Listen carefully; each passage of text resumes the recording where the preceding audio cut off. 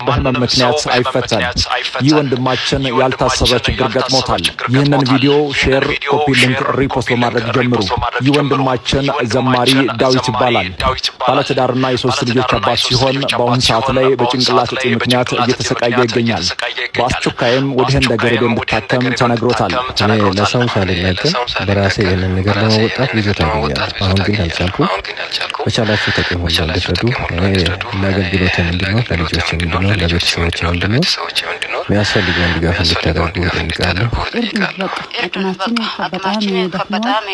በጣም ደክሞናል። እርዱን በጸሎታችን በሁሉም ነገር ከጎናችን። ወንድማችን ዳዊት እንግዲህ እንደሚታወቀው ከአገልግሎት ያለፈ መልካም ተግባሮችን በማድረግ የታወቀ ሰው ነው።